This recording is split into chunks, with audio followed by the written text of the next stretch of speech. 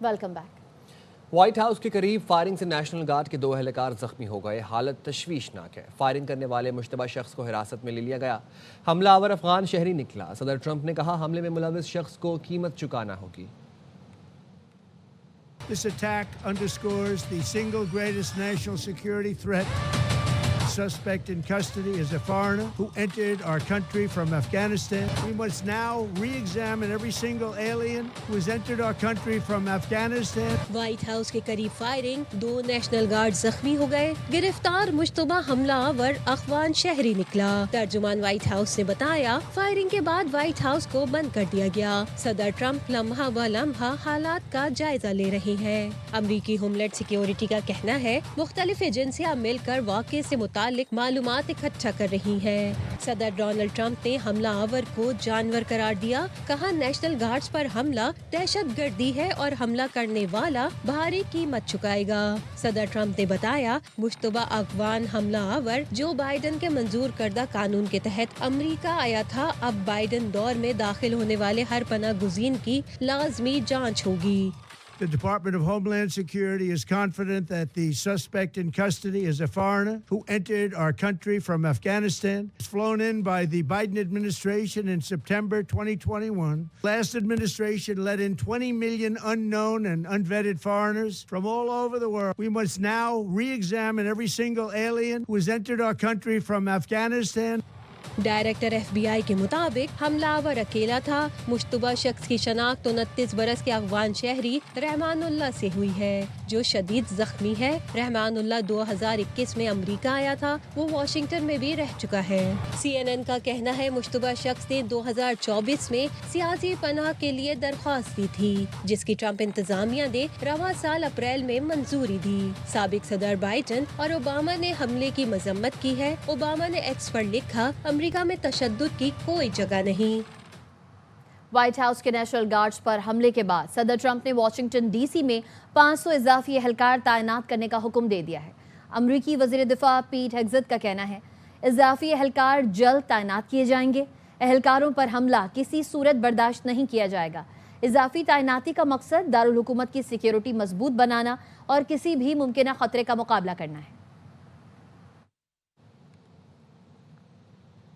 White house के करीब firing के वाक़े में अफगान शहरी के मुलविस होने के बाद अमेरिका ने अफगान शहरियों के लिए इमिग्रेशन की तमाम दरखास्तें रोक दी।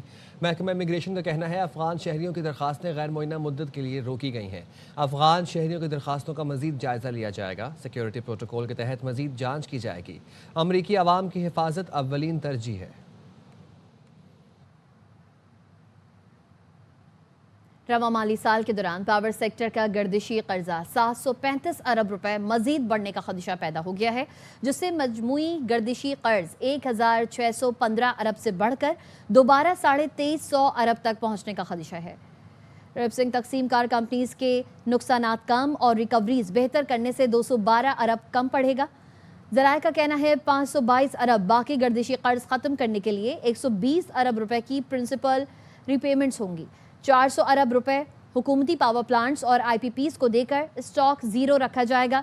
IMF शराइत के मुताबिक पावर सेक्टर का गर्दिशी कर्ज ज़ीरो इनफ्लो रखना होगा। सर्कुलर डेट मैनेजमेंट प्लान के मुताबिक सालाना रीबेसिंग की मदद में 55 अरब रुपए वसूल होंगे।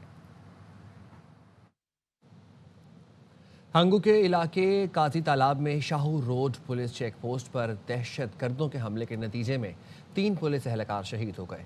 ज़िले पुलिस सरबराह खान ज़ेब मोहम्मद के मुताबिक शहदा में हवलदार वाहिद शाह, कांस्टेबल अब्दुल समद और कांस्टेबल हिकमत शाह शामिल हैं।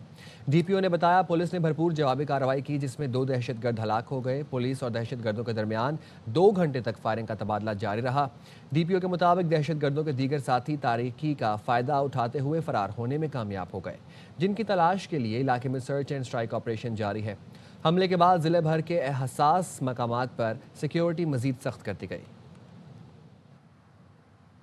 वज़ीर दाखिला मोहसिन नकवी ने हंगू में चेक पोस्ट पर हमले की मजम्मत की है जहां में शहादत नोश करने वाले 3 पुलिस एहलकारों को खराज अकीदत और लवाहिकीन से दिली हमदर्दी और ताज़ियत का इजहार किया। मोहसिन नकवी ने कहा शहीद एहलकारों की कुर्बानी रायगा नहीं जाएंगी। ये कुर्बानियाँ दहशतगर्दी के खिलाफ जंग में पाकिस्तान के गैर मुतज़लज़ल अज़्म का सबूत हैं। खैबर पख्तूनख्वा पुलिस ने दहशतगर्दी के खिलाफ जंग में लाजवाल कुर्बानियाँ दी हैं। KP पुलिस दहशतगर्दी के खिलाफ जंग में फ्रंट लाइन पर है। पेशावर में CTD की जानिब से फेडरल कांस्टेबलरी हेडक्वार्टर्स पर हमले की तहकीकात जारी हैं। हमलावरों की जानिब से इस्तेमाल की गई मोटरसाइकिल चोरी की थी। अदनान तारिक हमें अपडेट करेंगे। अदनान, बताइएगा। जी बिल्कुल, महकमा इंसदाद दहशतगर्दी की जानिब से FC हेडक्वार्टर पर हमले की तहकीकात जारी है। हमलावरों की जानिब से जो दहशतगर्दी में बाइक इस्तेमाल हुई है जिसमें हमलावर आए थे, तो जराये के मुताबिक मुख्तलिफ काउंटर टेररिज्म डिपार्टमेंट से मुख्तलिफ तहकीकाती इदारे जो है इसमें काम करें, जिनके मुताबिक बताया जा रहा है कि मोटरसाइकिल पिंडी में चोरी की मोटरसाइकिल निकली है।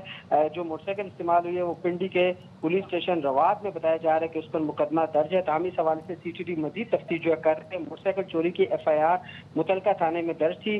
जराये को बताया जा रहा है कि हमले से मुतल्लिक कई मुश्तबा अफराद को हिरासत में लिया गया। मुश्तबा अफराद से तफ्तीश का अमल जारी है। आज भी काउंटर टेररिज्म डिपार्टमेंट और दीगर तहकीकाती टीमें जो पुलिस की, उन्होंने जाए वक़्वा का भी दौरा किया और पेशावर के मुख्तलिफ इलाकों पर लगे CCTV कैमरों का जायजा लिया जा रहा है। जी बहुत शुक्रिया। इलेक्शन कमीशन ने ज़िमनी इंतखाबात के कामयाब उम्मीदवारों के नोटिफिकेशन जारी कर दिए।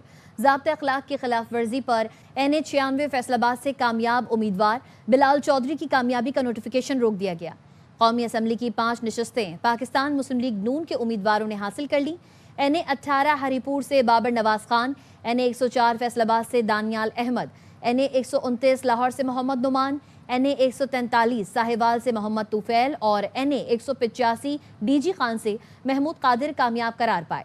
PP 73 सरगोदा से मियां सुल्तान अली रांझा, PP 87 मियावाली से अली हैदर नूर, PP 98 फैसलाबाद से आज़ाद अली तबस्सुम, PP 115 फैसलाबाद से मोहम्मद ताहिर परवेज, PP 116 फैसलाबाद से अहमद शहरियार, PP 203 साहिवाल से मोहम्मद हनीफ, PP 269 मुजफ्फरगढ़ से मियां अलमदार अब्बास कुरैशी कामयाब करार पाए। मज़ीद खबरें ब्रेक के बाद। साथ रहिए। Welcome back.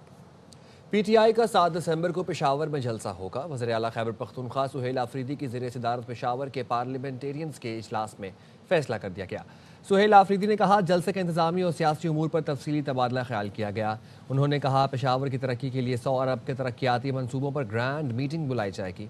पेशावर की अज़मत रफ्ता की बहाली और तरक्याती मनसूबों में तेज़ी लाएंगे। शहर के मेगा प्रोजेक्ट्स और मसाइल को तरजीही बुनियादों पर हल करेंगे।